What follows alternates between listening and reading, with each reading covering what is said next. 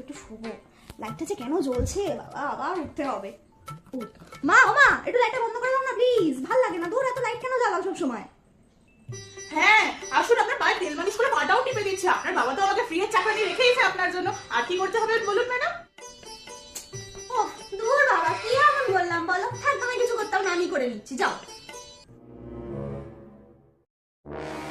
ও মা, ও না বলছি কি রান্না করছো গো? একটু রেডি হয়েছি, মৌলিকের বাড়িতে যাই, গিয়ে ঘুরে আসি, এসে তাহলে ভাত খাবো। হ্যাঁ, কি রান্না করছো? ভগবান তো শুধু ফোন ইউজ করার জন্যই চোখটা দিয়েছে, তাই না? দেখতে পাচ্ছিস না পটল আলু কাটছি? পটল আলুর তরকারি হবে। দুধ তোমার উচ্ছে বেগুন পটল গুলো একঘেয়ে খাবার ভালো লাগে না, যাও তো, খালি খালি এইসব খাওয়ায় আমাকে।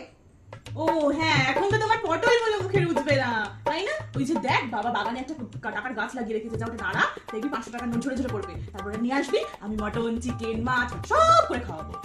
ধুর, ভালোই লাগে না। বলছি একটু ডিম ভাজা করে দাও অন্তত। হ্যাঁ ওই দেখ, বাবা বাজারে গেছে মুরগি কিনতে, বাচ্চা ওটাকে বড় করবি, খাওয়াবি, তারপর ও তোকে রোজ ডিম দেবে, তখন আমি তোকে